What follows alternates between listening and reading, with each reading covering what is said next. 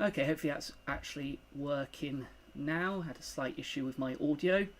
So if you missed any of that, welcome to a slightly unplanned Sunday stream, where today we'll be looking at the Archaeogaming Let's Play of Secrets of the Past Dion. I decided to do this as a live stream because I'd rather this be a little bit more interactive than usual videos are.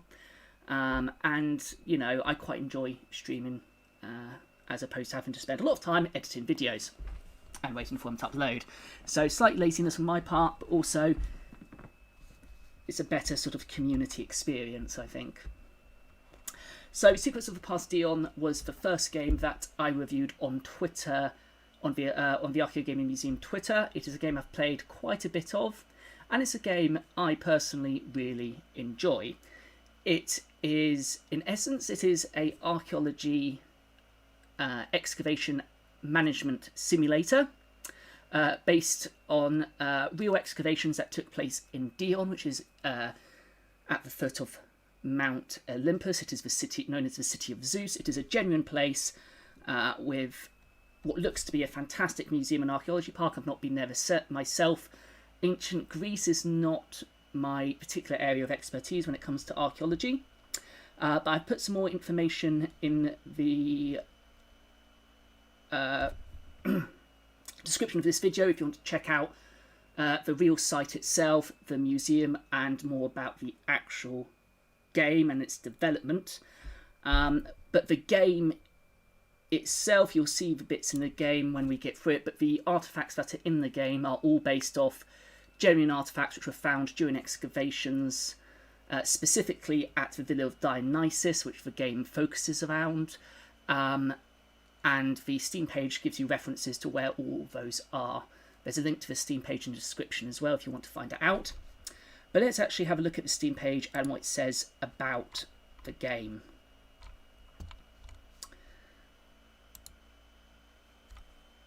So, the Steam page describes the game as: become an archaeologist and lead an excavation at the ancient city of Dion. In this casual simulation game, your goal is to unearth and exhibit the real treasures of the Villa of Dionysus. Will you manage to do so before the rain season?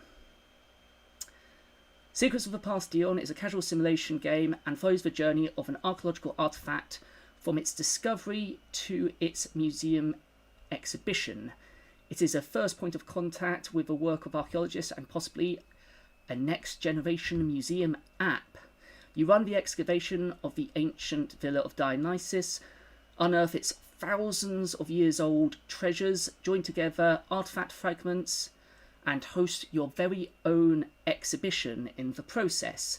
You inspect up close and interactively the 3D models of the real artifacts found in the ancient site and learn about the glorious millennium of ancient Dion, the city of Zeus situated at the foothills of Mount Olympus. Gear up for the challenges of managing an archaeological excavation project.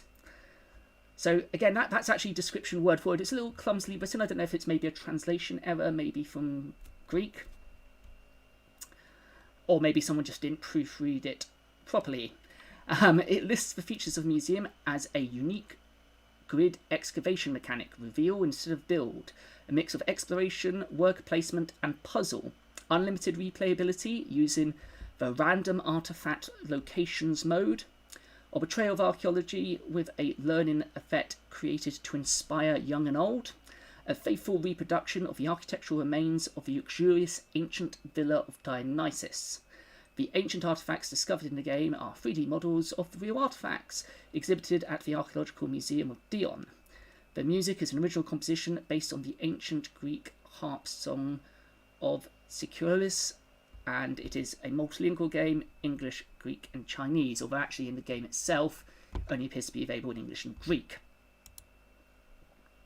Now the game itself was actually initially released as a mobile app back in 2016 to go along with the Gods and Mortals at Olympus, Ancient Dion, City of Zeus exhibition, which I don't believe is actually available at the moment, currently either on the Android store on iOS. I did have a look, but I couldn't find it anywhere. If you do manage to find it though, please let me know.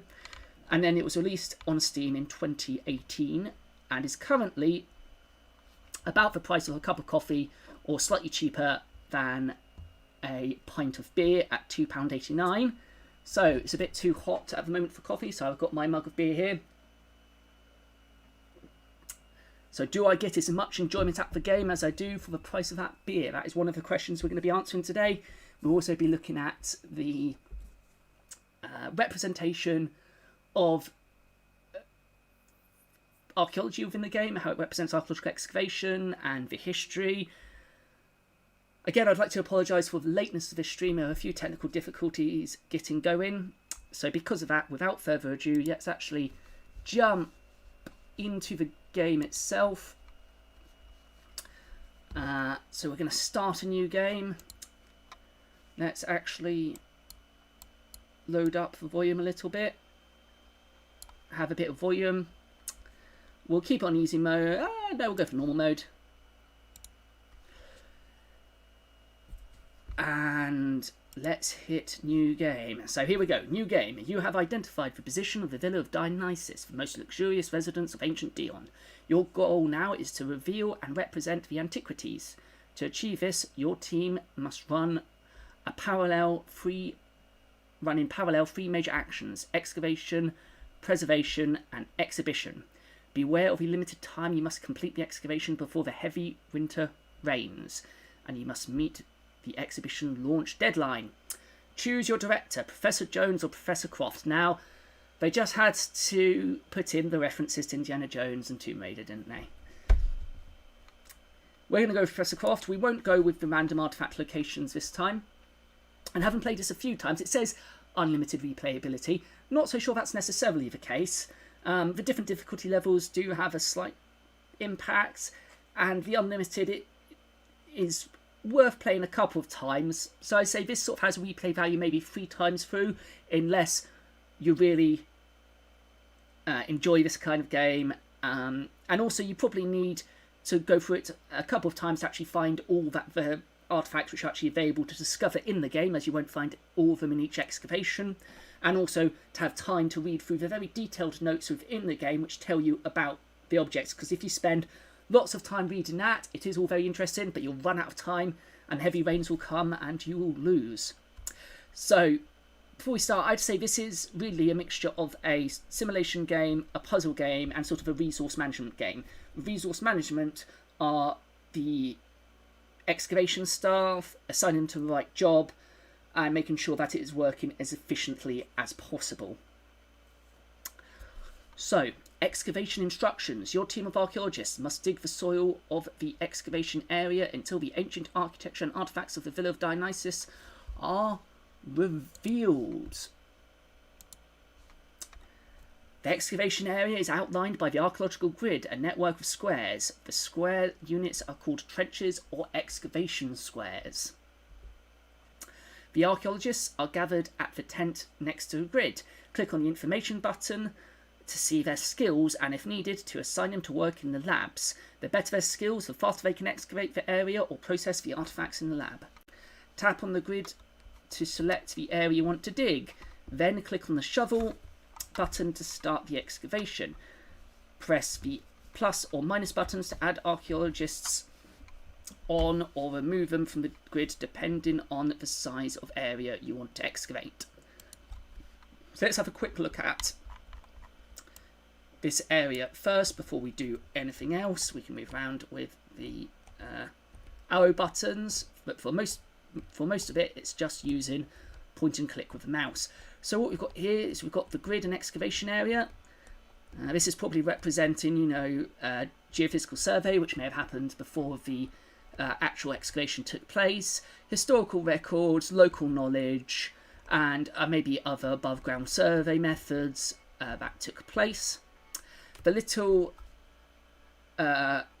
signs here represent known information about the dig. I accidentally excavated that one, that's not what I wanted to do. So here we go, these signs give you contextual information about previous surveys or known facts about the excavation areas. An aerial photograph shows signs of antiquities on this position. So these can be quite useful for helping you plan your excavation method or strategy in the game. There are several ways that you could approach this. You could approach from roughly in the middle of the square, radiate out, start in one corner and work across a sort of an open trench, or dig sort of exploratory trenches on these signs to see what they unveil. Each are good excavation methods, both for the game and in real life. As we've started investigating these sort of exploratory areas here, we will continue with that in the moment, completely by accident, but let's see where that takes us. So we've got archaeologists here. Let's have a look. So we've got Jane here. She's got good excavation, so we'll keep her as an excavator.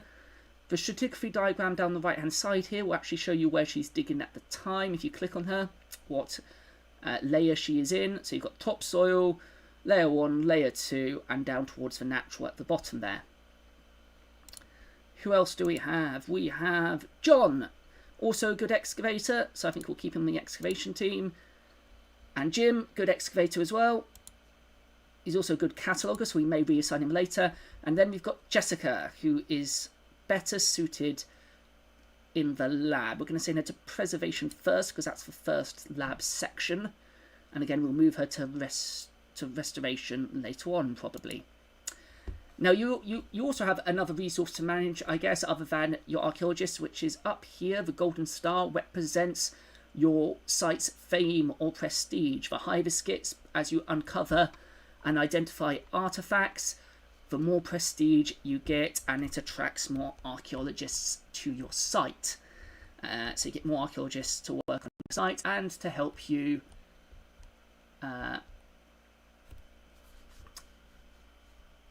continue. I appear to have slight issues with streaming in YouTube at the moment. Let's hope that doesn't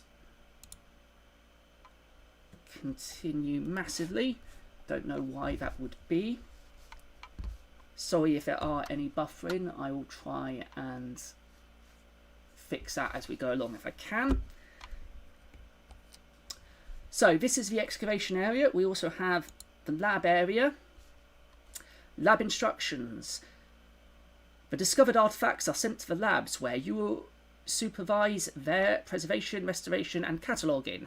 These are the three main archaeological processes for an excavation necessary to safeguard the antiquities for future generations. An artifact needs to pass through all the labs to be made available in the exhibition hall. To place the lab in operation, assign work there to at least one archaeologist. You can speed up the lab processes by assigning more archaeologists with the corresponding lab skills. By clicking on an empty slot, the next available archaeologist with the most appropriate skills joins the lab. Inside the lab, you may tap on the artifact to change its processing priority or to see an entry from your excavation diary. So here's the preservation lab, got restoration lab, and the cataloguing lab. So after their preservation and restoration and cataloguing has gone place, they will be available for placement in the exhibition hall. The exhibition hall is where you present the ancient treasures to the public, curate and launch the exhibition of preserved artifacts and mosaics. Tap on an artifact in the inventory button to see the list of available artifacts. Tap on the artifact inside the inventory to activate a series of options. Place the artifacts on the appropriate pedestals. The tags above the pedestals correspond to information about the artifact in the excavation diary. And tap on the mosaic inventory button to see the list of available mosaics. You need to place one mosaic on the floor. Some marble fragments make up larger statues. Find which ones and transfer them to the puzzle screen and piece them together. So your final screen again is your puzzle screen, where you can piece together the bits of statues that you find. So in essence, this is a very condensed life cycle of an artifact during excavation, post-excavation process, and then if it does go to exhibition, then it going on exhibition. So obviously it's not going to be a perfect representation. I do like the fact that they put in this idea of trying to get it for the heavy rains to represent that. Often archaeological digs and excavations often do have time constraints, be them money, be them weather, be them other resources, be them developments, and all these kind of things. So that is quite a nice representation there. So that is a really good aspect that they included. That's really nice. So just also stay distracted by trying to make sure that the stream is healthy enough and that it's not buffering too much. So now let's go on with the excavation. So we accidentally started excavating this point down here where one of the signs were. So what we're going to do, so in the meantime, we're just going to excavate these other squares here just to see if we found anything based on that sign which was there.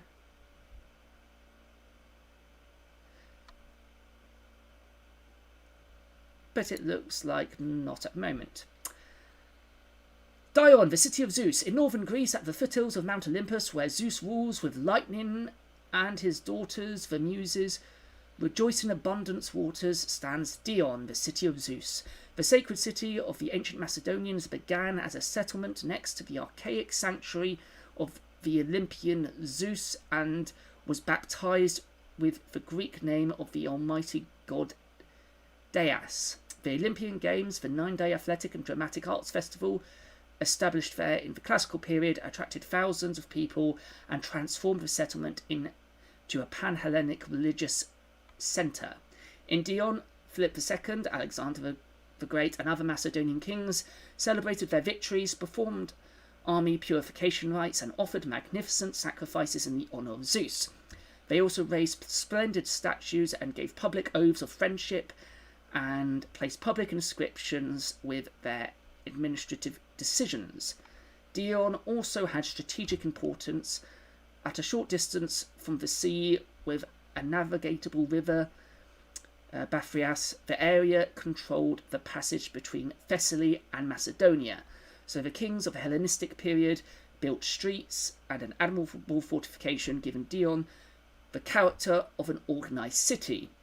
Surviving hostile raids, Dion flourished anew as a colony of the Roman Empire. The city was adopted the Roman state organisation and accommodated new and luxurious public and private buildings. Dion revived for the last time as a bishop's seat after the prevalence of Christianity. At some point, however, the challenges grew too big. Frequent floods and earthquakes and barbaric invasions eventually forced its inhabitants to abandon the city. Thus, in the 5th century AD, after 1,000 years of glory, Dion began to disappear under the waters and dense vegetation of Olympus. There are many hints which pop up, or notifications which pop up during the game. We're not going to read all of them today, mainly because, again, we can spend a long time doing that. And, we'll run out of excavation time, I think, if you try and read them all. But we'll read a few. So, you can see here that it's given us some foundation rules by the looks of it, going off in slightly different directions, but not much else to go on. So let's start by looking at the next actual sign, which gave us, so it says an aerial photograph shows signs of antiquities on this position. Nice and vague there, so let's actually do this as a proper excavation area this time, have that in the middle, and excavate this area around it, making use of all my archaeologists that I have assigned to the excavation at once, to hopefully speed up the process. So if we click on one, you can see here the tool they're using and the area which they're working in. So currently Jane is working on the topsoil area with a mattock. But as they go deeper, they'll switch out tools. So now, if we click on one of them, they're now using a trowel or a small spade to work, sort of going down in the layers.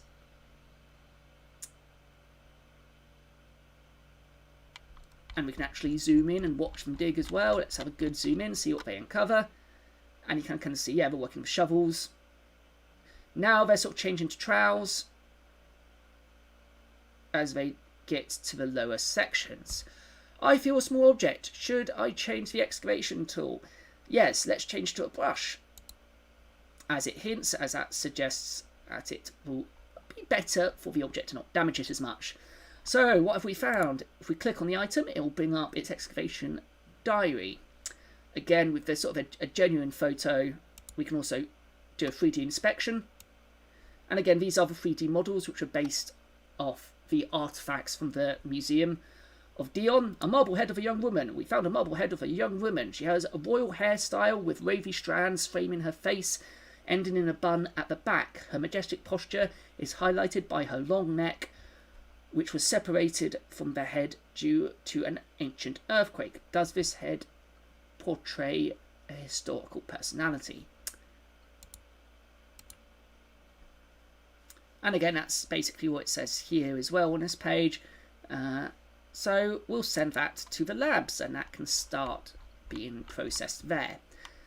So now it looks like some of these foundation walls might be coming to join back with this trench here. So I think what we may do now is extend our trench this way to join these up to see what that might reveal. As I say, this isn't necessarily the ideal way that I'd start it, but due to the accidental click I made earlier, I am going with it. Go with the flow. Let's see what we find. We do need to neaten up these trenches a little bit though.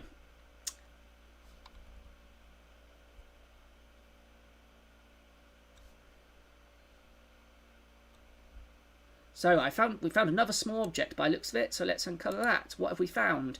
We have found some organic remains. I found animal bones. Were they leftovers from feasts in the Villa of Dionysus, or remnants of sacrifices in honour of a god, or just someone's breakfast? It doesn't say that, but you know. Equally as valid. Not everything is exciting, unfortunately, in archaeology. Well, no, everything is exciting, but it's not necessarily... as an archaeologist, any find is exciting, but it's not necessarily going to be part of a feast or a ritual or anything like that. We found another find, which is a toothed iron tool. I found an iron tool. It consists of a long flat rod that has been bent to form two discrete parts.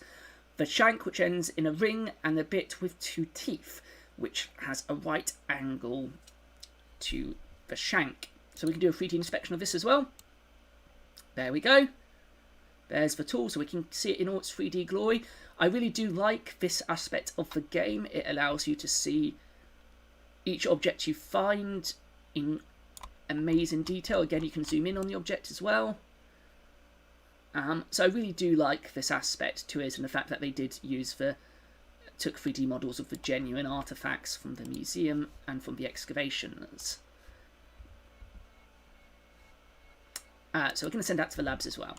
So what we really need to do is get some more archaeologists here. So we need to continue the excavation so we can get more people in the labs to help process. So this is starting to bug me, so I'm just going to assign a couple of people to neaten up that area. In fact, all of them, just very quickly. Now, so here it looks like we've potentially got some new foundations at the top of this trench.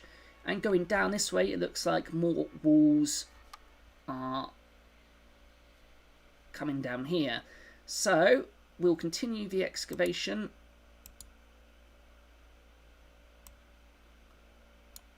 Down this way, I think. And that takes us to the bottom of our excavation grid on this side. And then we can start working our way north. And hopefully, again, manage to finish before the rainy season starts and the excavation deadline. Excavation deadline? Well, excavation deadline, that is when the rain starts. The exhibition opening deadline. So hopefully soon, again, with this fame that we're gaining up here next to the star, hopefully we are able to attract more archaeologists. We have found another find, so let's have a look at the find. We have found a bronze horse bust looking left. In the ruins of the main chamber, I found a small bronze horse bust. It has a curly mane and looks to its left. The arched lower part of its neck and its curved back side suggests that the bust was originally applied on something. So again, let's do a quick 3D inspection. Again, we can zoom in, have a good look at it, turn it around. I won't do this for every object. Refind. So we can send that to the labs as well. So I think now the best course, again, we've got some more foundations revealed. So we are probably going to extend the excavation back in this direction, I think. Neaten up some areas here. I mean, in the meantime, I could actually assign my current lab person to restoration whilst we're waiting. Oh, no. Send you to excavation. Let's send you to restoration whilst we're waiting for someone to attract more people.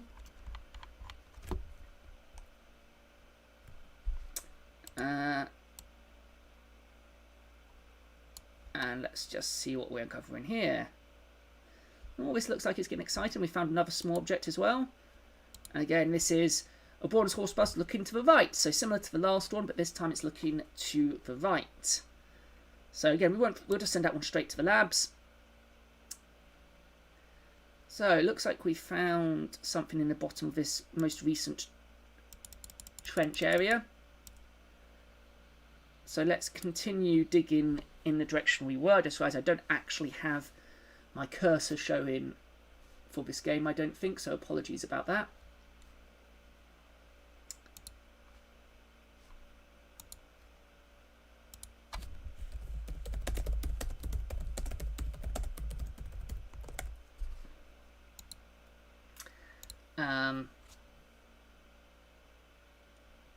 So let's keep going then. And hopefully, I mean, this game really isn't a long game. It should take about an hour and a bit, I would reckon, to complete it from start to finish, just over an hour maybe. And that's kind of its pre-built-in time limit due to the nature sort of what you're doing in the game, which I guess is nice and handy. Breaking up my excavation team for this next bit, just to tidy up these trench edges, just to make sure that we're not leaving anything behind. Have I managed to attract any other archaeologists yet? Because they don't always appear where you expect them to. No more, but we found a large excavation object. It suggests we use our trowel, so let's use our trowel to excavate that large object. And what do we have here? We have a marble body of a man next to a vine. In the arched hall of the villa, we uncovered a marble body of a young man. His missing right arm seems to have been raised high. The left hand holds a broken object and falls relaxed over the grapevine. So we'll do a 3D inspection of this one because it's slightly different. So here we go, complete with very suggestive genitalia, which they've not censored out, which is, you know, I guess good from a learning point of view, and the fact that, you know, these statues were made like this.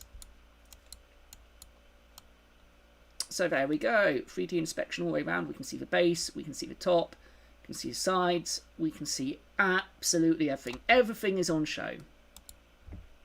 Quite literally. So let us continue. We'll send that to the labs as well. So we've finished that excavation area. So again, we're just going to neaten up this bit down here. And continue.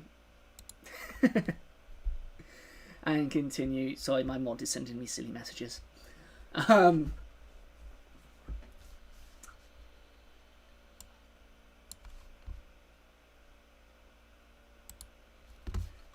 Wonderful.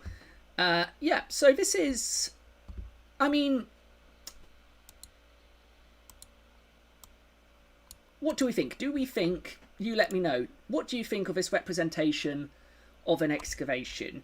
As I said, it is very condensed. But I think the things it does well is the resource aspect. You really have to be careful how you assign your staff and assign them efficiently to make the most of the excavation.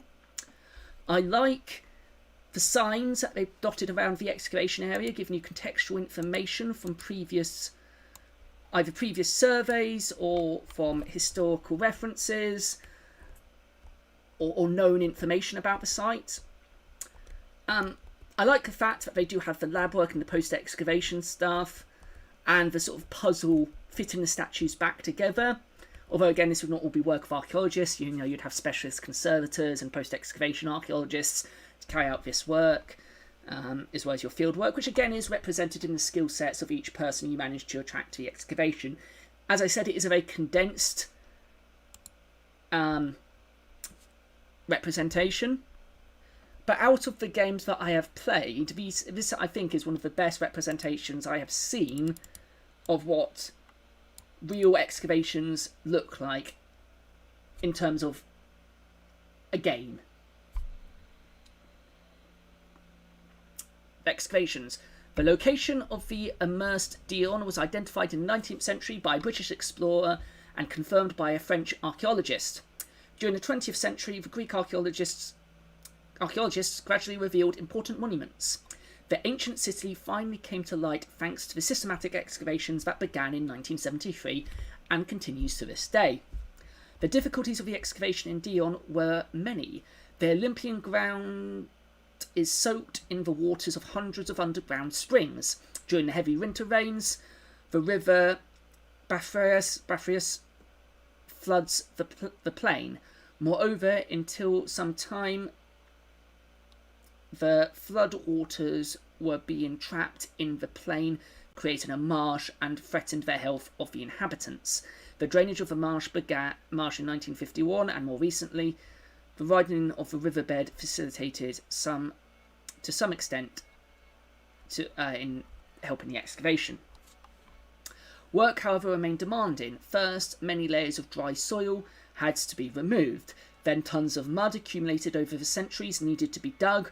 Water gushed just after a few strokes of the pick.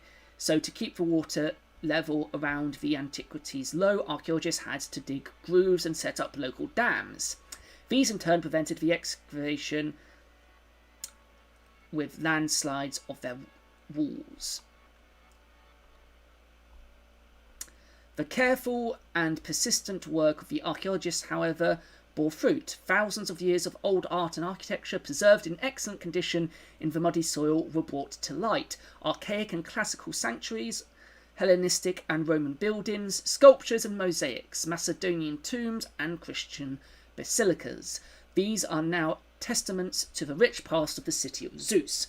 Nowadays, the wide presence of the water adds to the charm of the ancient place. One of its most beautiful scenes is the almost always flooded sanctuary of Isis, with its temples and statues emerging from the wet vegetation. Again, what I do like is, again, they've put in a lot of this contextual information about the excavations, about the history that you can read, about the objects. Some of it is not worded in the best way. I don't know, again, if these are translation errors or I don't know what they are. And also, you know, I get excited when I read them and I stumble over them as well, which really doesn't help. I get excited. Find out new information is exciting. So that is also an issue. I don't know how well you can hear the music. I do quite like the music. And maybe my mod can help me, can tell me how the actual game music sounds. So, we found a marble head of a woman. In the main soil layer covering Villa, I found a wonderful marble head of a woman. Her hair parted in the middle is arranged in parallel with the strands that end in tight curls. Her finely carved face features a strict expression. Emphasize a strict expression. Who does this sculpture portray? And then we can see her strict expression there. So there we go. So we're doing well on the excavation. We can send that to the labs so far, but we do need more archaeologists to work in the labs, so we better keep digging. As you can see, just below the excavation tab and the fame tab, you have a picture of the seasons, so that tells you how far you've got left to go. And we're about a third of the way through, and we've excavated maybe a quarter of the site, quarter to a third, so we're doing okay, but we still need that we still need to excavate more in order to attract more archaeologists. So let's keep going. Let's build our fame. Now, the idea of the fame mechanic, it's nice that the fact, you know, that well-recorded stuff does increase the academic interest in a site, and again will attract lots of people. And I'll discuss at the end. You'll see maybe why I don't like it so much, because the score at the end is provides another meaning behind the fame aspect. I said this isn't the way I'd have started this excavation, but due to a silly mistake I made when I was trying to show you around, we're doing it this way. So in the sort of top right of this trench we started digging, it looks like we may have maybe a mosaic or something trying to come through. So let's start excavating up this way and see what we can find. I mean, history of the sequence of Past Dion music, I quite like. It can get a bit repetitive though, but it's not the worst music in the world. And again, as mentioned, it is based off sort of traditional, slightly traditional music. So again, we can zoom in as they excavate, see what they start to uncover.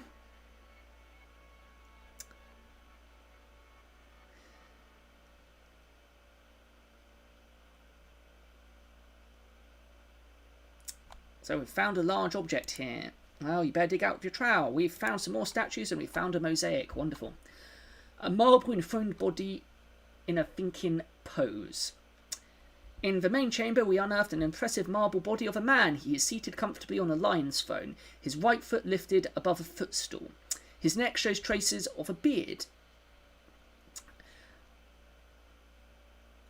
Where did we get to? Sorry, his traces of beard. A himation falls with fine folds over his tunica. His left arm holds papyrus, half unrolled as if to be read. His missing right forearm supported the chin in a thinking-like pose.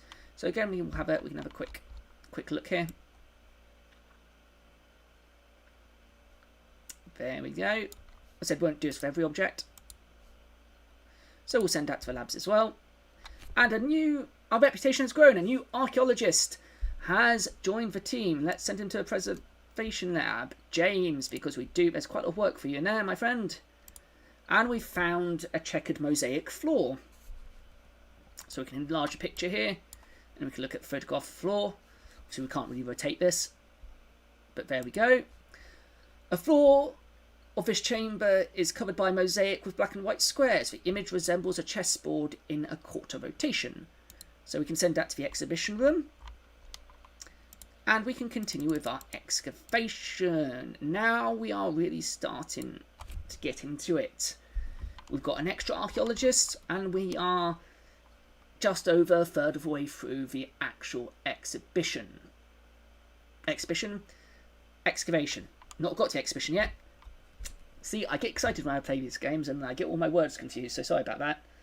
Please bear with that. So what am I enjoying more at the moment, this bit or this game? So I'd have to say it's probably about the same at the moment.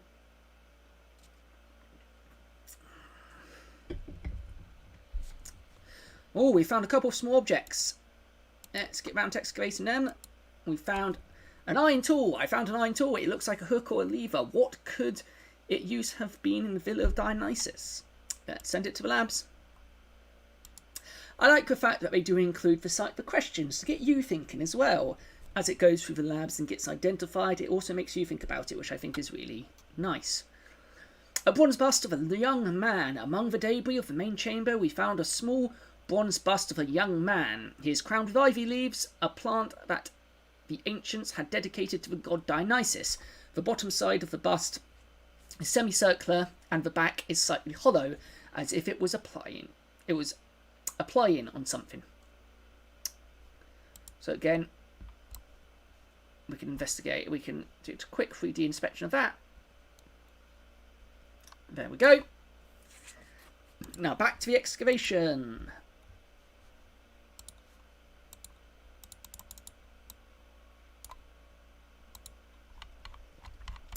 So we've now reached over 1,000 fame. We're starting to, not quite halfway through the excavation, and we've now excavated, I'd say, just over a third. Yeah, just over a third, not quite half, of the overall excavation area. And by the looks of it, as we're excavating down in this area, it looks like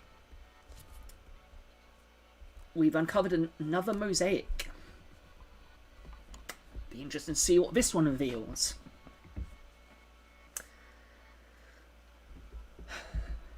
So I hope you're all having a good weekend and you're doing well and staying safe. Tell me, what games are you playing at the moment? Have you found any good games on history or archaeology? Any other good simulation games? Please let me know.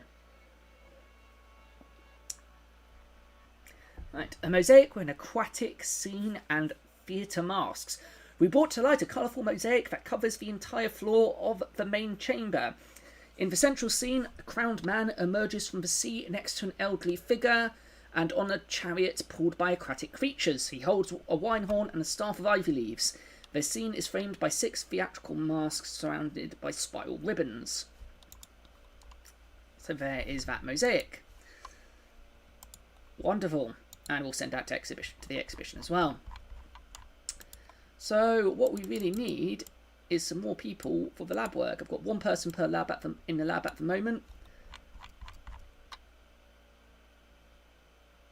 But I can't really afford to send any of my excavators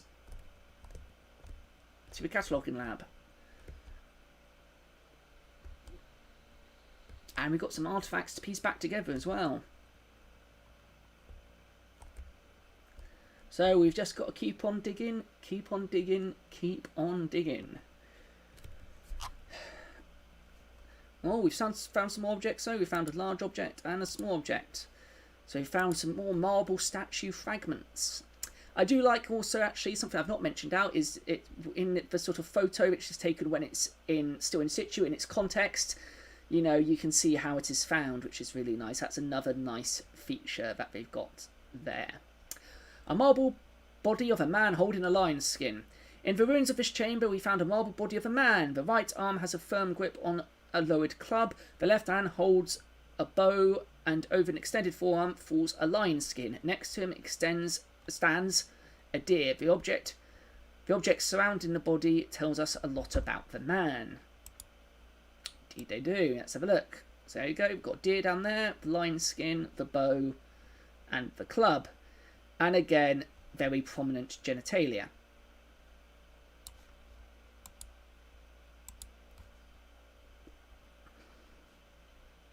So we can send that one to the labs as well. We also found a marble fragment of a man's body. We found the main part of a marble male body. Its posture emphasises the strength of the man. Did the larger statue depict a citizen of the ancient world or a character of mythology? Well, without much more, it's kind of hard to tell.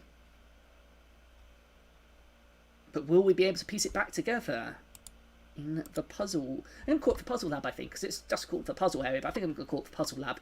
That sounds like a good name. So we'll send that to the labs as well for further work. And again, we're just going to continue our excavation up now. And people improving their excavation skills, which is always good. So your archaeologists do improve the more they do a certain task. They get better, they get quicker, and it allows for better efficiency. So, no, wrong again, I want to go to the excavation lab. So let's chuck on our lab workers. They've all got work to do. And they're doing it really, really well, which is really nice. So let's get back to the excavation.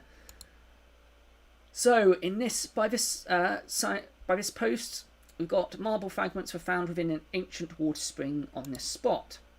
So let's see if we'll find any more marble fragments in this spot then. And again, a misclick there. I didn't mean to do that.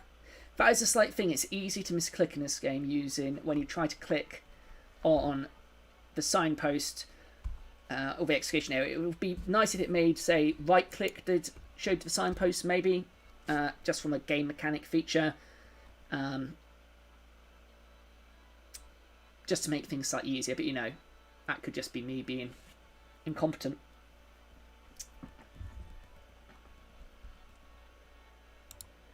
So let's neaten up this little bit here.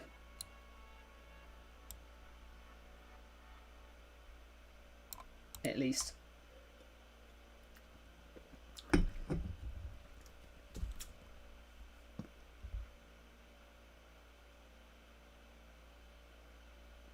So we have reputation have grown and we've attracted a new archaeologist, June. So she's good at excavating. Let's assign her for excavation at the moment and see what she can do. We found a marble head of a man. In the atrium outside the main chamber, we uncovered a marble head of a man.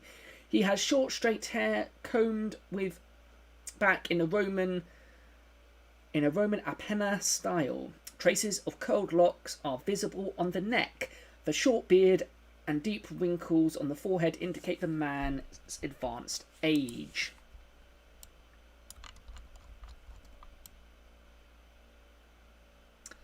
There we go.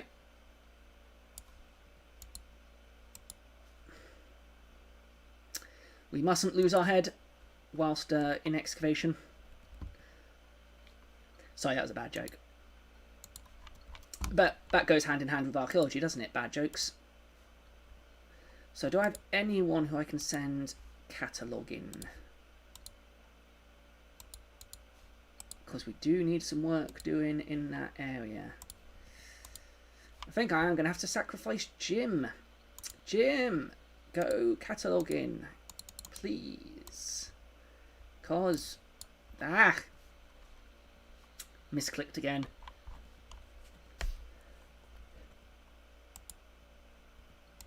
Well, so let's get this bit sorted out.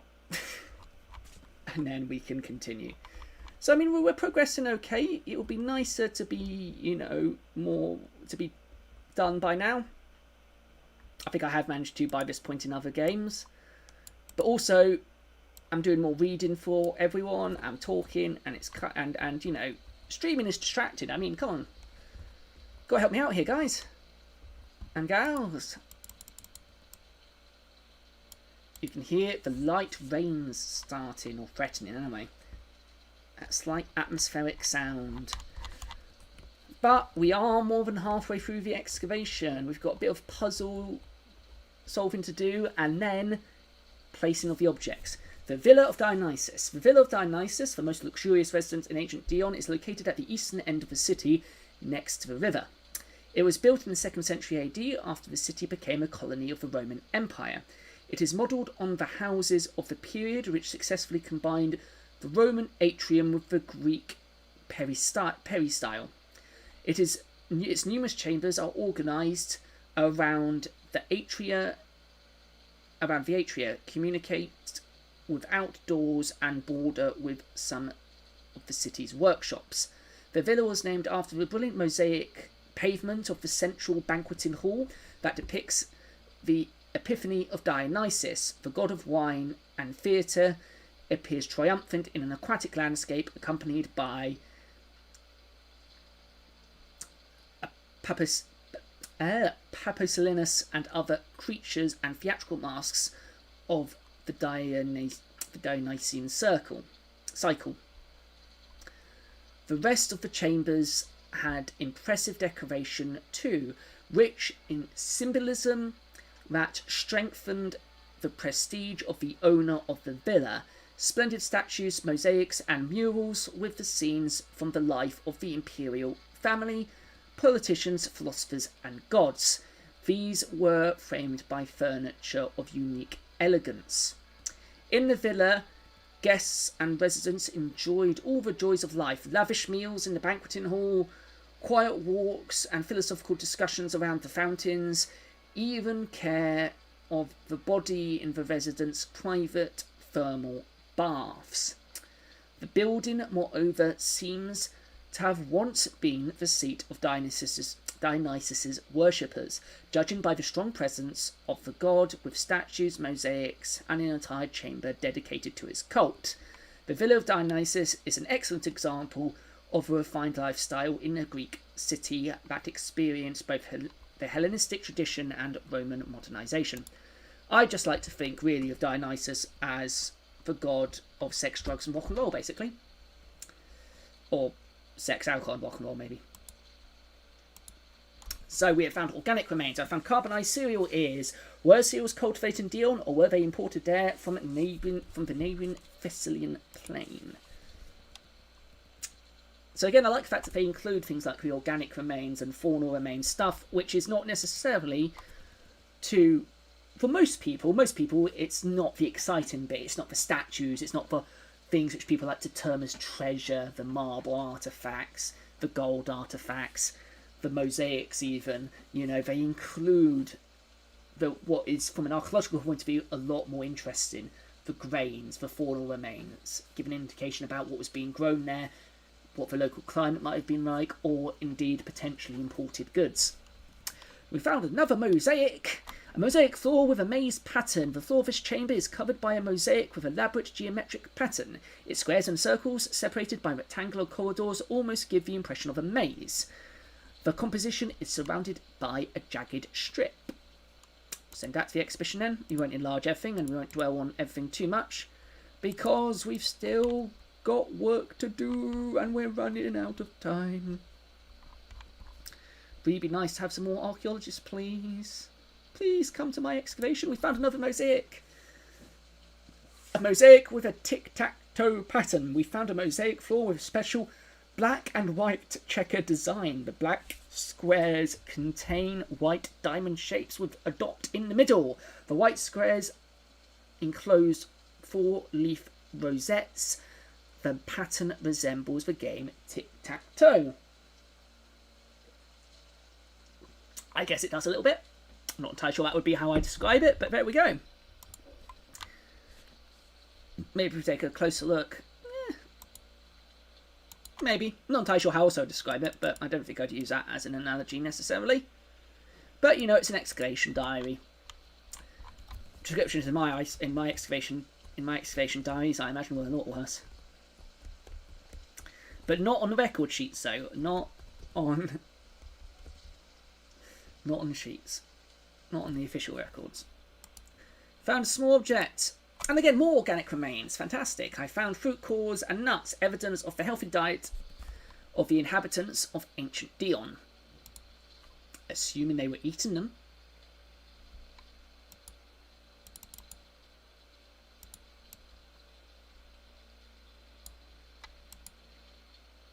Ah, no.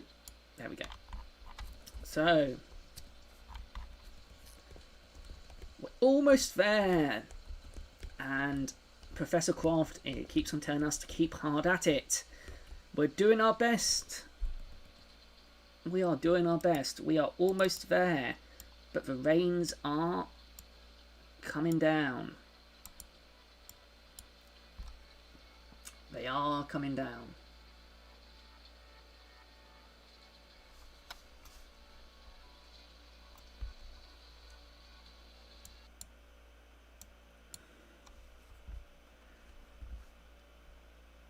So how are we getting on? Sorry if the stream is a bit laggy. I've tried to make it so it's slightly better, but I don't know why it's been so laggy today. It was fine when we streamed yesterday. Another mosaic floor depicting a man on a throne.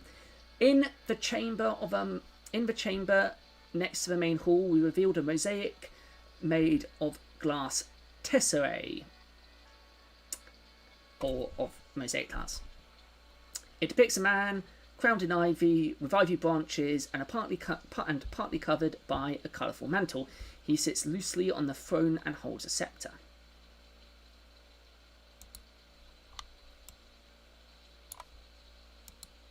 There we go. Send that to the exhibition, and let's continue, please. So, we have found some really interesting things. Again, apologies for the buffering. We have found some small objects. Found some ancient coins. Oh, we're back to the treasure portion. I found ancient coins. The images on their surface will help us determine their origin. Well, let's send those to the lab and see what they can tell us then.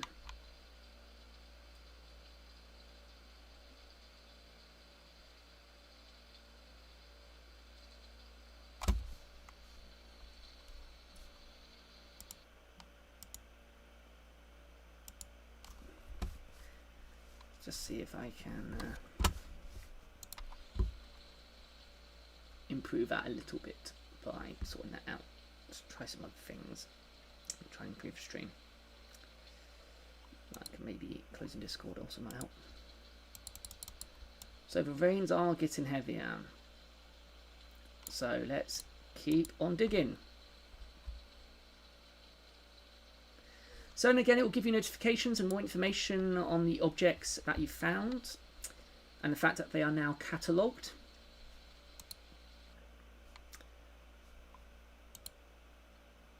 And in here, we should probably really start sending stuff to the puzzle page when we uncover it, or when it's finished being catalogued. We have found another marble head, a marble head of the bearded man. On the atrium outside the main chamber, we found a marble head of a man. He has a mane of curly hair and a full beard. His finely carved face features reveal calm and conscious expression.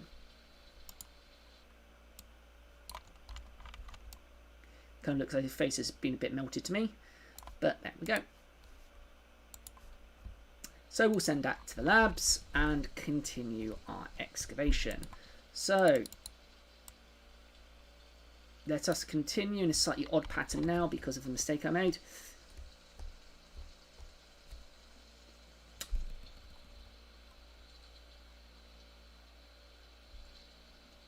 So again, you can keep an eye out for the notifications in the top right, which give you more information about the artifacts you discovered. The trouble is they make things so interesting, it kind of distracts you from the excavation, and then you take longer to do the excavation. It's both a good thing and a bad thing. Oh, we found a large object. We have found a marble enthroned body in a speaking posture. We unearthed a striking marble body. The man is perched on a narrow lion's throne with his feet on a flat board. His himation extends over his tunica with simple folds which indicate a thick fabric. His left hand holds a closed scroll. The missing right forearm was originally outstretched to show a man speaking to an audience. So there we go.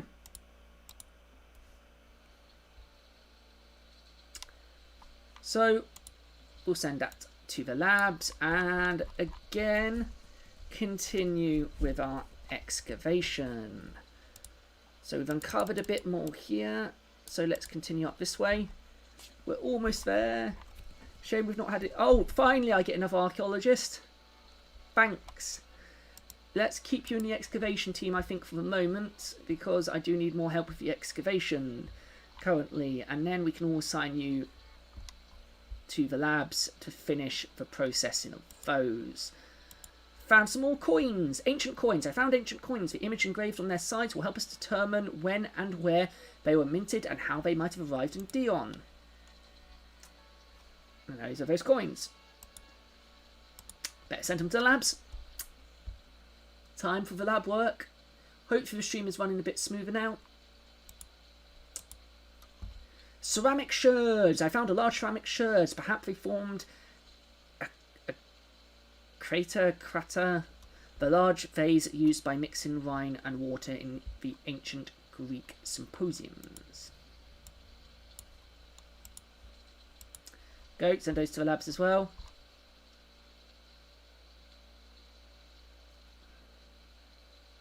We're getting there though. We're getting there. We found another object and we found another head. A marble bust of a mature man. So it's actually a bust, isn't it? In the outer chamber of the villa, we found the marble bust of a mature man. It has been preserved in the excellent condition within the mud.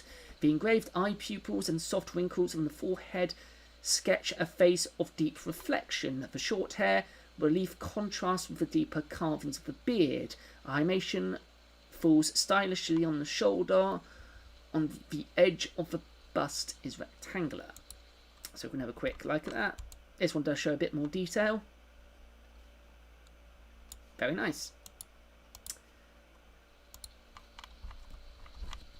We reached the bottom of this trench. Let's move on. Yes, Professor. Let's move on indeed. Let's start with our next trench over here. So I said this hasn't been the ideal representation for me of how I would actually manage this excavation. As I said, it's been a bit...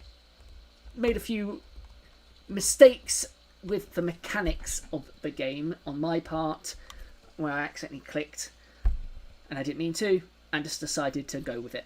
Sometimes you just got to go with it in archaeology. Mistakes happen, or the unexpected happens, and you just have to go with it.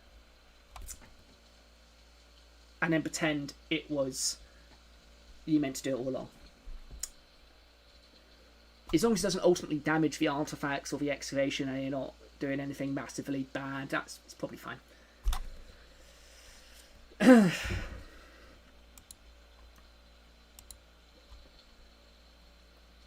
This excavation trend is turning up an awful lot of stuff. Look what we found there. We found some more marble fragments and 2 mosaics. A marble mosaic with a diamond-shaped pattern. We revealed a mosaic floor with diamond shapes of various sizes. They are placed within a rectangular frames and some of them carry circles and squares. Better send that to the exhibition. A mosaic floor with a symmetrical design. We uncovered a mosaic floor with a simple design, a framed rhombus with circles arranged which symmetrically inside and outside it. So again, we found another marble enthroned body in a dialogue position. In the main chamber, we found a fine marble body of a man. He is seated on a narrow lions throne with his sandaled feet resting on a flat board. The simple folds of his himation indicate a thick fabric. His left hand holds a closed scroll. The missing forearm was originally outstretched as if the man was engaged in dialogue. So again, quite similar to one we found already.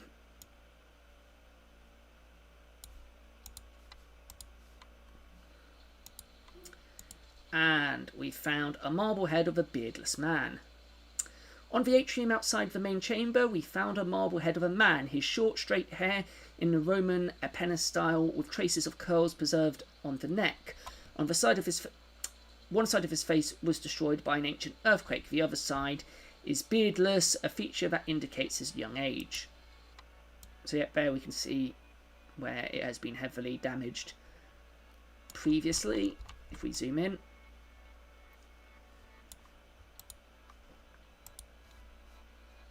Send that to the labs as well. So we're so nearly finished with the excavation now. Let's excavate this portion, and then we can finish up and neaten up the edges. Sort out our trench lines. Got to keep those trench lines straight. Always have neat lines. Very important.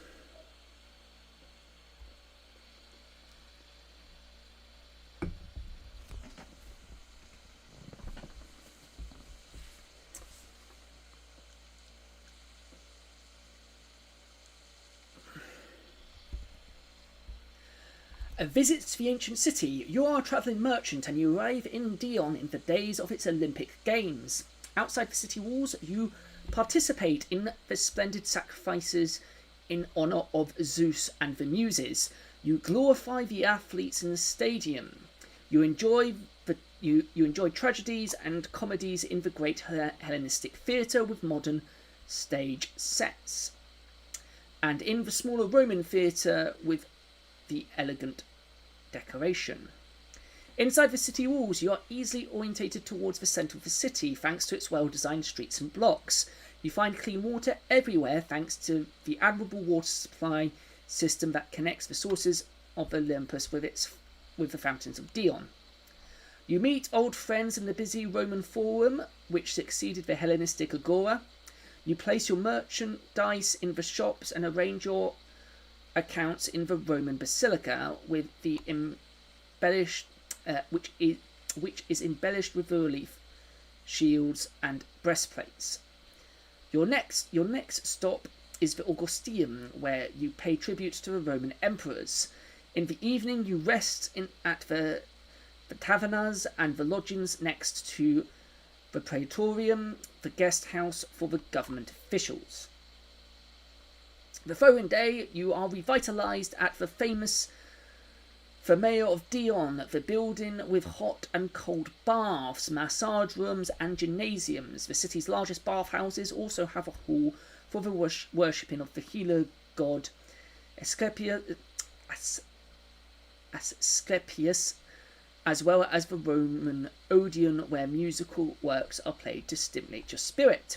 In the afternoon, you dine with your friends in their homes, which in the imperial years form part of their owner's public life. This is why most of the houses in Dion are spacious and inviting, with no doors, and with marvellous sculptures and paintings and mosaic floors. Leaving the city on your way to Mount Olympus, you take a moment to admire the grand Macedonian tombs. So again, a nice description of how life might have been like at the time of Olympic Games, and sort of brings up some important parts of Roman and Greek culture and architecture and how it all sort of works together. Oh, we found another large object. Let's excavate with our trowel. And another part of a marble body. They really did like their marble bodies. Their marble statues. In the main chamber, we uncovered a marble body seated on a majestic lion's throne. The feet of ornate sandals rest on a high footstool. The hymation extends with multiple fine folds over the tunica. The papyrus in his left hand seems to have been opened and folded back, as if it has just been read. The missing right arm supported the chin to show a man in deep thought. Again, very similar. We found something very similar previously.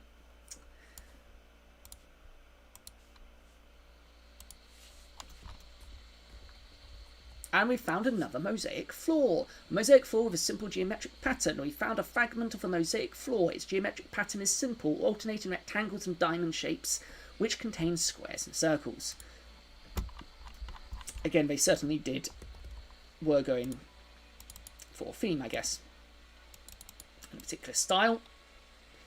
I mean, just like with anything, mosaics had different styles which were popular and reflected the period. And we're so almost finished now, the excavation. Can we finish it, and can we get the exhibition open in time, get all the puzzle bits sorted, and finally we get a new person to the excavation. Wonderful. Well, we'll keep them in excavating for a moment, because that is really what we need to focus on. And we found another large object, another piece of a marble statue, a marble fragment of a woman's body. In the south atrium, we found a marble fragment of a graceful female body. The woman's sophisticated garment appears to be slightly waving in the wind. Her cross belt joined on the sternum by a brooch with a terrifying face. At the bottom side of the body, there's a recess for a shaft by means of which the statue could be mounted on a base.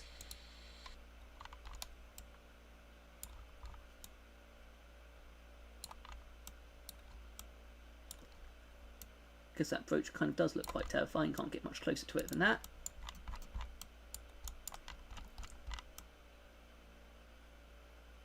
Kind of looks like the Superman symbol from here. But there we go. So we better send that to labs to get that fully sorted out. And again, we're very almost there, and then we get to do the fun puzzle pieces and the designing of the exhibition. Placing what we think tells the best story about life in Dion. Or life in the Villa of Dionysus, anyway. Which will again reflect, obviously, the wider life of Dion. So look at all this area we've excavated. It's a big old area. We've found lots.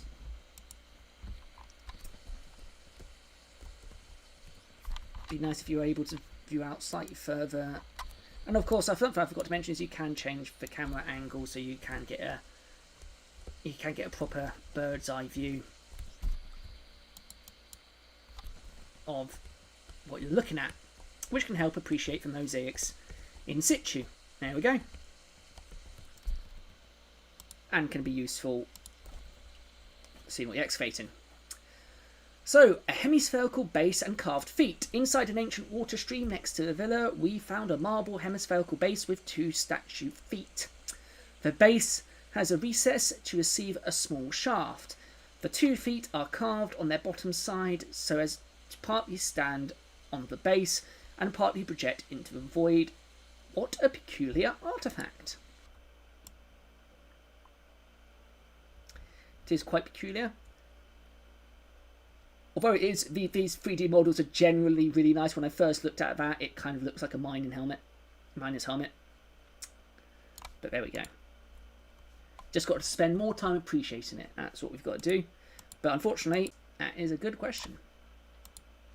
Hopefully the labs will be able, specialists in the labs will be able to elaborate, hopefully. So we can almost finish another two trench areas, excavation areas we need to do, and then we're finished, hopefully with enough time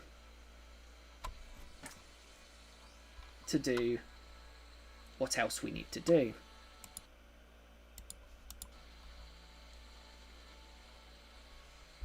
Found a small object. Ancient coins. I found ancient coins. The image on their flat face will help us assess their value and interpret the commercial activity in ancient Dion. What I do like is they have tried to suggest slightly different things with different coins. That's quite a nice feature. And I am actually surprised that we've only found a few bits of pottery. Normally, archaeological sites covered in pottery. Can't get away from it. I found some fragments of a clay vase. Could it have been an amphora, the ancient container of storage and transport of wine? Possibly. Very much looks like one. From that photo anyway. And we have, oh no, 2 more. I mean, I could actually do that better and spread them out a bit more, and we could probably do that in one, but let's get them working as a team. Cults in the city of Zeus. The snow-capped sunny peaks of Mount Olympus were home to the greater gods. The world of mortals, on the contrary, was wrought by the storms and lightnings of Zeus, but also gifted with rich vegetation, enchanting gorges, and crystal-clear springs. The varied landscape and the turbulent climate of Olympus inspired the myths and cults that gave Dion a sacred character. The cult of Zeus symbolised the omnipotence of nature, and combined with that of the Muses, the gods' talented and water-loving daughters, it began with an ancient altar found on the peak of Olympus by Deucalion, a survivor of the great flood of antiquity. The cult became widespread with the sanctuary of the Olympian Zeus in the plain, which prompted the growth of the city of Dion. The inhabitants of Dion expressed gratitude for the fertile land of Olympus with the cult of the earth goddess Demeter. Her sanctuary was built next to that of her brother Zeus, had two identical temples. One was dedicated to her daughter Persephone, or Persephone, depending on how you choose to pronounce it, who, according to myth, 6 months of a year disappears into the underworld, causing her mother's deep sorrow. The ancients believed that Demeter manifested her grief with the heavy rains of autumn and winter, like we experience in the game at the moment. Artemis, the goddess of nature and childbirth, was worshipped in the sanctuary built on the springs next to a river. Her cult reflected appreciation for the life-giving water of Olympus. At some point, it was succeeded by that of Isis, the goddess of fertility and fortune, when the latter arrived from Egypt. The same century also housed the cult of Venus Hippolyta in honour of the natural beauty of the Olympian foothills. The shrine of Asclepius, the god who represented the healing power of nature, was also founded on the water springs which served for healing practices. The god's cult was strengthened in the imperial years when particular attention was paid to the hygiene of the body. A hall dedicated to his worship was then added to the city's great bathhouses. Overall, the cults of Dion reflected the city's contract with the mythical and imposing world of the great gods, but also a special relationship of its residents with the abundant waters and the beneficial nature of Olympus. Now I'm going to give you some time to appreciate that text for a moment.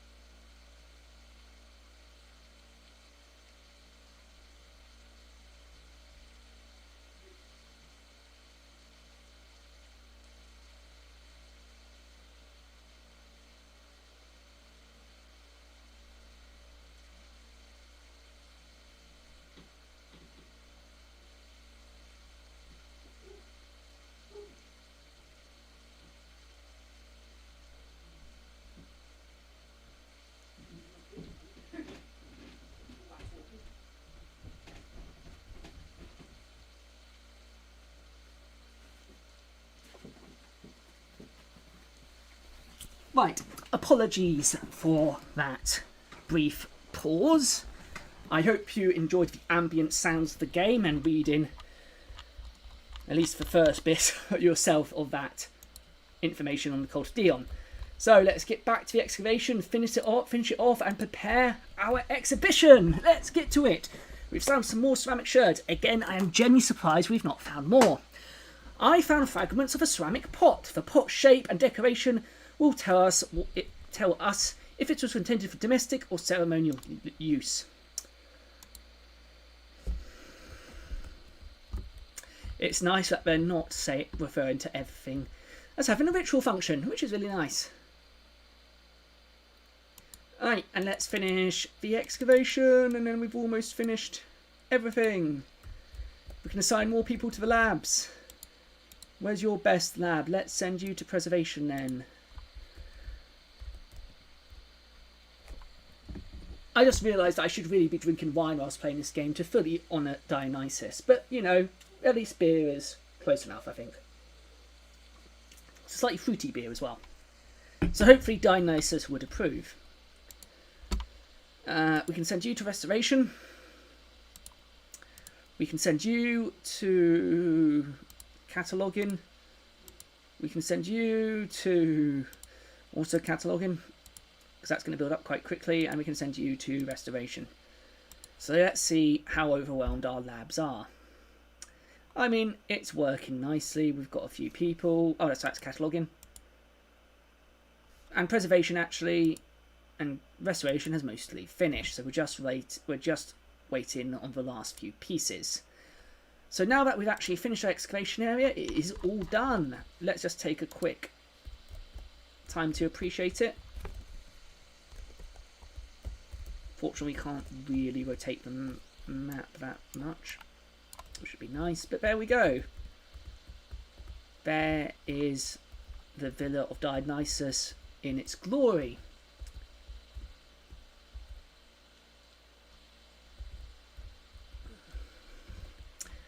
So our labs are working fine. What we need to do is go to the exhibition hall and send pieces we think that might need to go to the lab.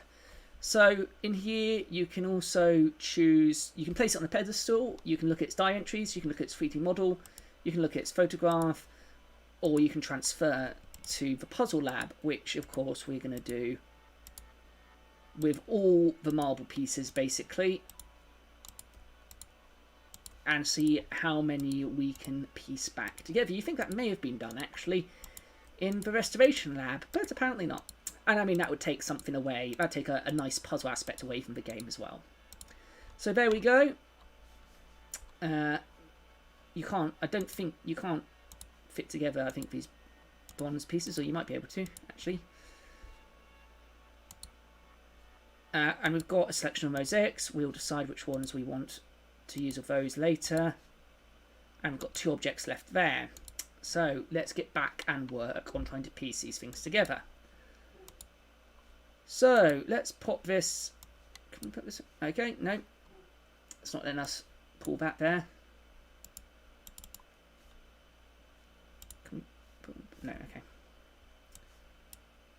So looks like we don't have the bits for those. So we're looking for a silhouette of a sitting man, sort of facing head on.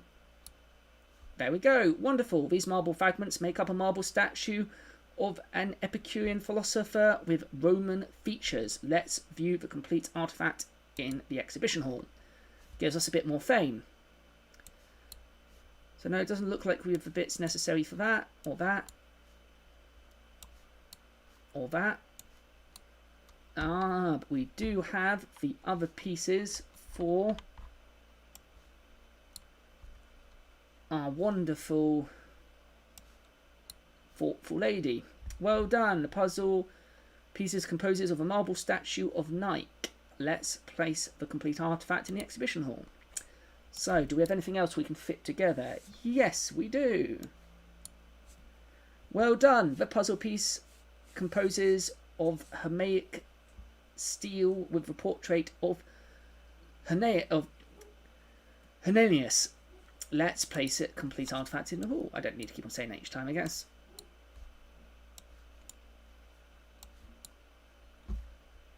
So we are looking. Well, does this fit? That looks like it fits. Great.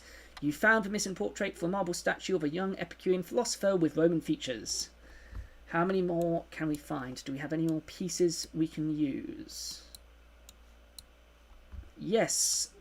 One more piece. Wonderful. These marble fragments make up a marble statue of an Epicurean philosopher with Greek features. So one of Roman, one of Greek. Let's view the complete artifact in the exhibition hall.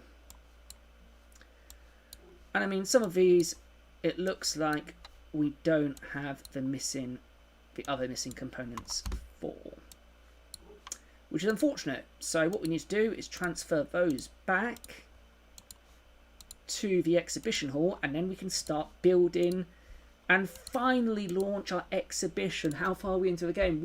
Almost an hour and a half. So with my little break and my little pre-ramble, we've probably been going for just over an hour.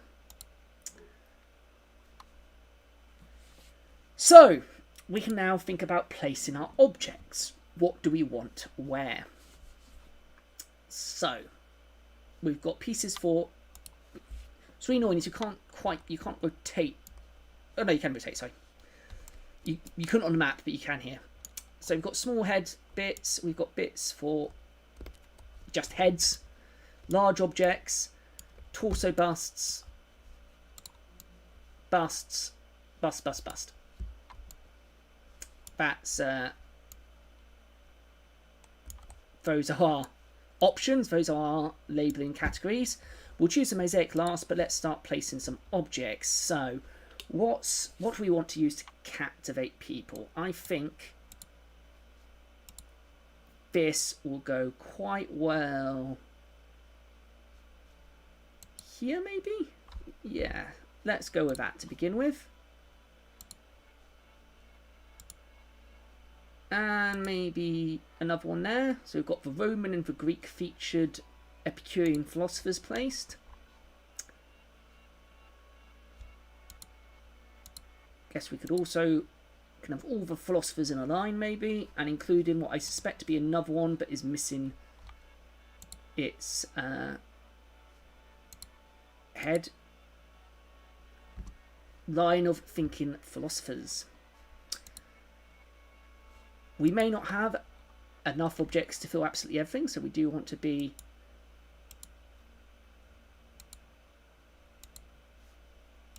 can that not go there? Why can't it go there?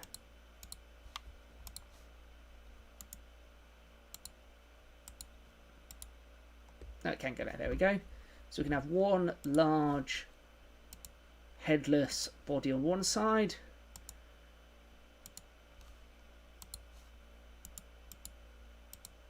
And one on the other, maybe? Why isn't it letting me place you? No. No. It's the only place where I can think to place you.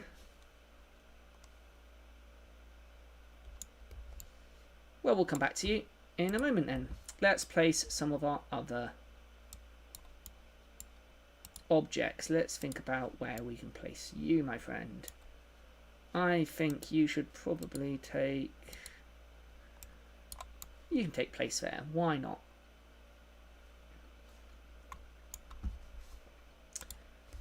And what else can we place? We've got some heads we need to place. So we can have a head there. And a head.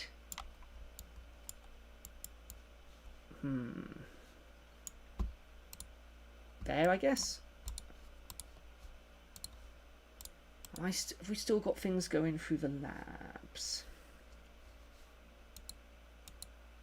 No. Everything has gone through the lab, so everything should be worked.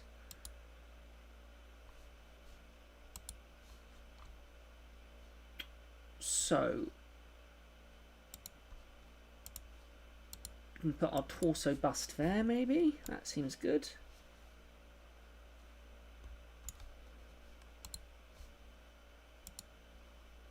Okay, we do have another head we can play, maybe over there. There we go. Our bronze head. I guess heads of a horse count, maybe? They do. So actually, let's maybe take that up and put the other horse head there. So they're looking at each other. That seems good, doesn't it? Yes. And then we just need some bits along the side.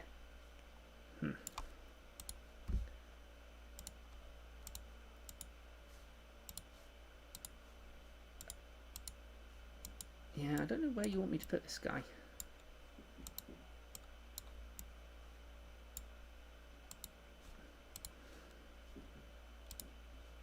Or indeed, this lovely lady.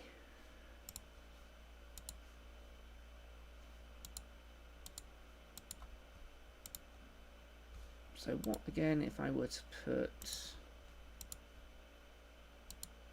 body large and then maybe we could fit... I mean, that makes that slightly more symmetrical. I'm not sure I like it, and I agree with that's where everything should go, but there we go. And I mean, for balance sake, would that fit? Would it allow me to put... No, I know it won't allow me to put that there, actually, because that's what I tried before. But what if I, say, tried you? What if I put... No, won't allow me to put that there either. No, it says bust, but I don't have anything else that can go there, so you're going to have to go back there, my friend. Just have some iron hooks now and some tools, which I'm sure will certainly not allow me to put them there. Nowhere to describe out. And no place for the organic remains, which is slightly disappointing.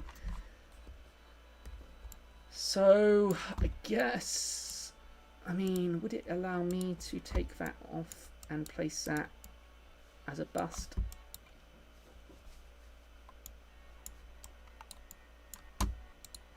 It will. There we go. That's slightly more even now. At least that keeps it even. Just 2 blank walls there for future finds. Got to keep out. So what mosaic do we want? let's have a look at the photograph. Now that is a pretty spectacular mosaic, isn't it? That's a really nice one. That one's slightly fragmented. Not that it shouldn't be shown, or that should necessarily go against it.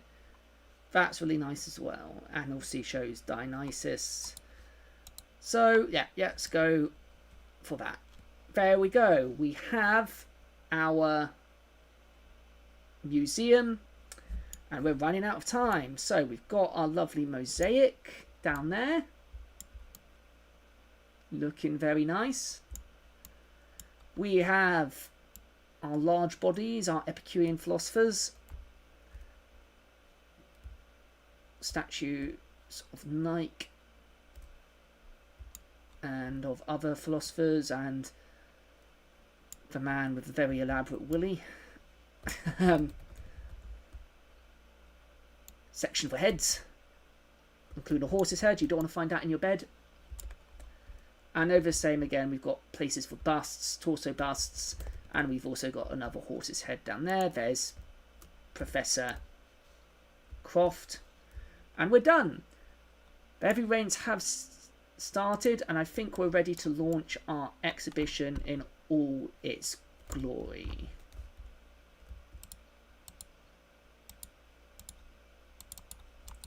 You're not going to allow me to launch it? I can't place everything though. You haven't got places for me to put it. I can't place everything.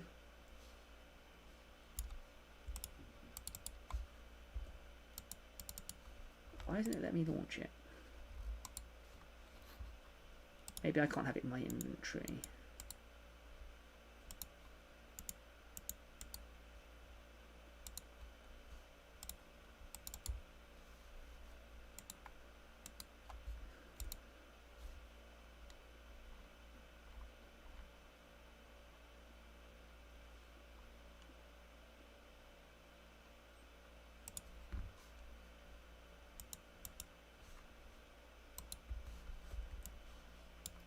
What are we missing then? What are we missing?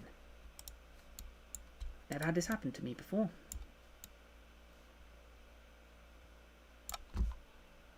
I know we've only got 14 out of 16, but that's not mattered before.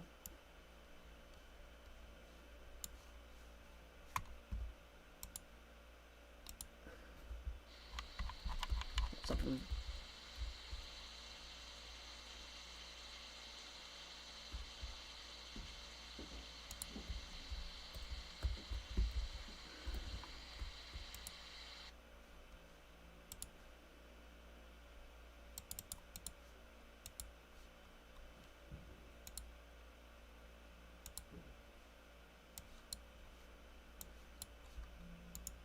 So yeah, I don't know. This hasn't happened to me before, so I don't know what's happening here. It's fun though. Let's find out. Where,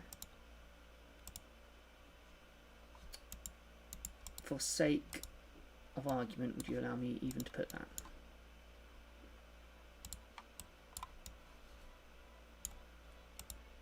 It can't go there. These labels are different from last time I played. I actually had bits for iron objects, marble objects.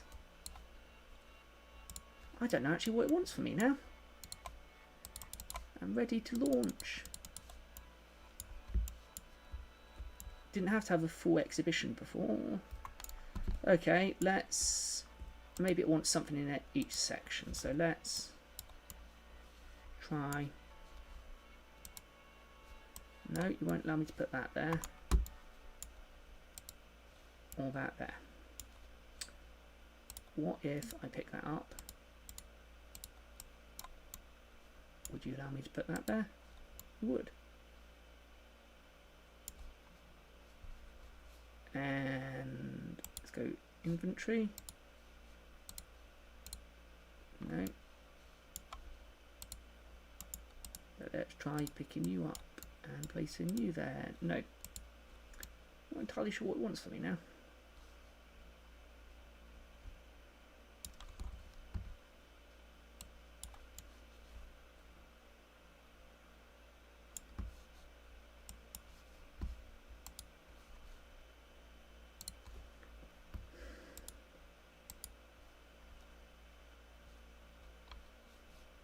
none of you, all of you, you've done everything, haven't you?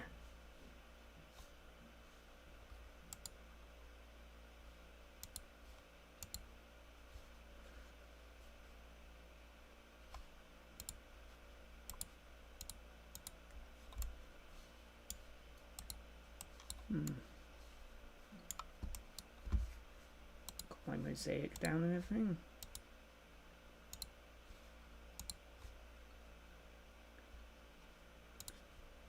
Try putting down my mosaic again. Right.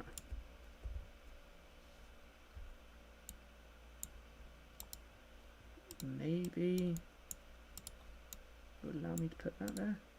No, won't allow me to put that there. Ooh.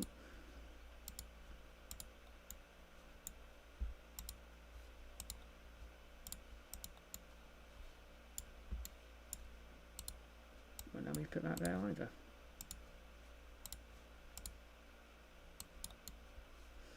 This is curious. This hasn't happened to me before.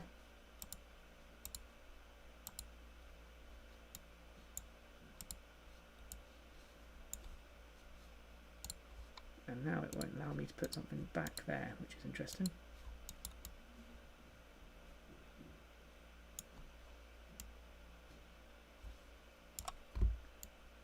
Yeah.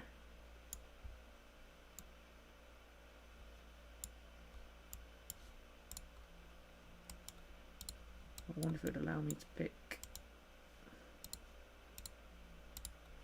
this up. I mean, obviously not, but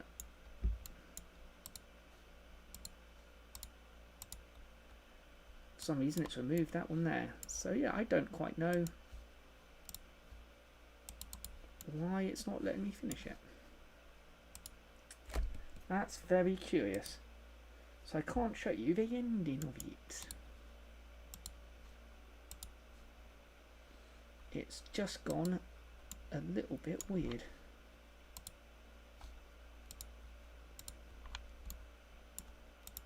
Well, now it'll allow me to place that. And now it'll allow me to place that.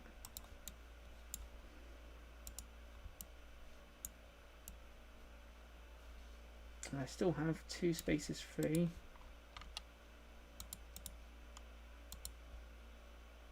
But not the things.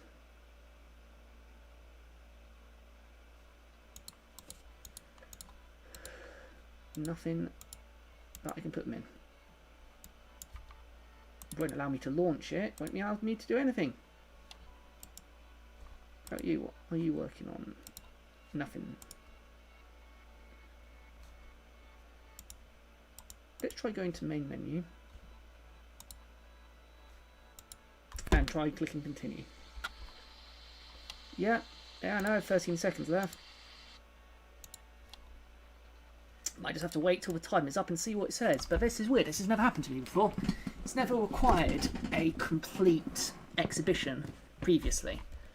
And again, you lose. The secrets of Zeus are hidden deep underground. Winter came score. So yeah, that was really weird. Didn't allow me to launch the exhibition. I don't know why in that one. It's never required to have absolutely everything or something in every section before when I played this. So I don't know why it didn't like it then. But there we go. That was Secrets of the Past Dion. I'll play it again and see if I can get it working as intended again at some point and maybe upload that video to show you how it's supposed to end. I honestly don't know what's happening there. I didn't have enough objects to fit in the categories it gave me, and I don't know any way of changing those in game. So I don't know what happened there. So I hope you enjoyed this Let's Play. I really like the Secrets of the Past Dion as a game that shows in very brief detail the life cycle of an excavation and of an artifact from excavation to to exhibition, from excavation to exhibition. I think it's from E to E. I think this is very brief, obviously, and it doesn't go into massive amounts of detail, but is a really, really nice representation, even if it is very compact.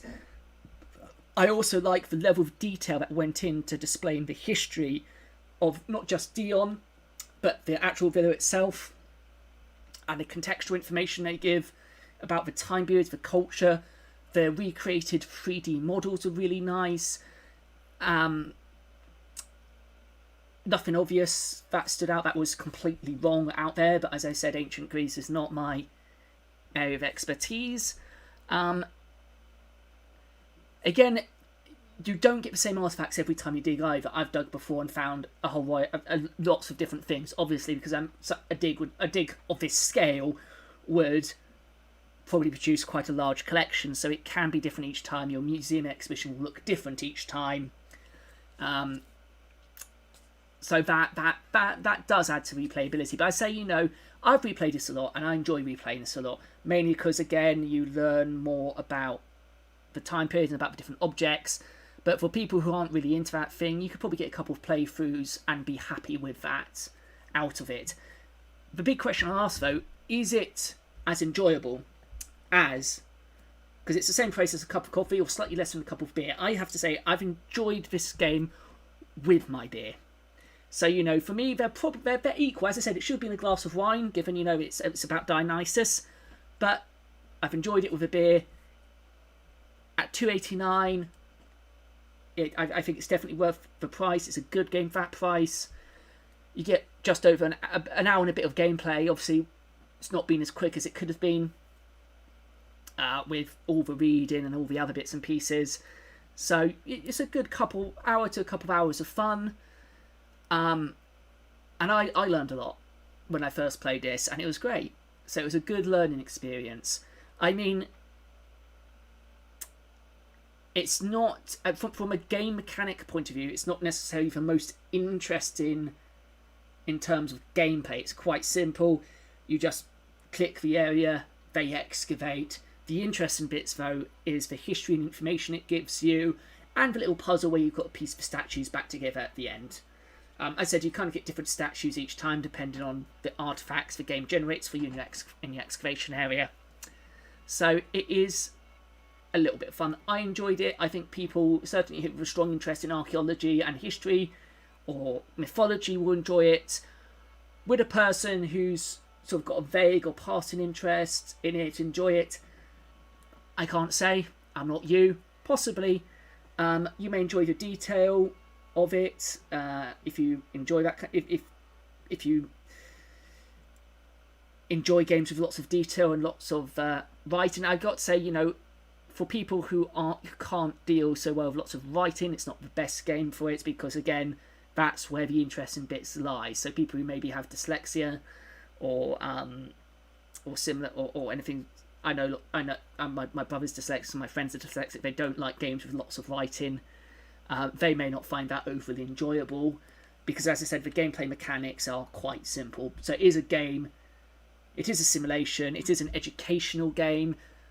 I really like that they didn't just include, the mosaics and the statues. They had organic remains in there, had bits of broken tools. Possibly not in a higher quantity as maybe I'd like, but again, you've got to keep it interesting from a game game point of view with that information. And the visually, mosaics look more impressive. The statues look more impressive. I think that this is a game that was, developed in conjunction with an exhibition originally is really great. That's a great way to promote the exhibition, the archaeology, and another way of getting that message across. I think that's a fantastic thing, and that's certainly a thing that should be taken advantage of more as games, as a medium for exhibitions. It's something which citation, which you can find a link to in the description if you really want to go and look. Location of archaeology can be a useful tool for presenting archaeology, as long as it's done in a good way, and that's the whole thing that we're exploring with these Archaeogaming Let's Plays, is what is the representation of archaeology like. Again, that's not the purpose purely of this video. I have talked enough. This has involved a lot of talking for me. I need to go and get myself another beer. So I hope you enjoyed the video. Again, I'll release it. I'll do it again because there's a bit at the end that I want to talk about with it, and I don't know why it didn't do it this time. I don't know what was the issue with the exhibition. So we'll play this again, see what other artifacts we dig up, and hopefully get round to actually launching the exhibition. I've got another couple of videos coming out this week. I've got a video, my next in the series of looking at the archaeology skill in RuneScape. That'll be out towards the end of the week. And I'm streaming again on Saturday morning, 11:15 GMT +1, or British Summertime. Might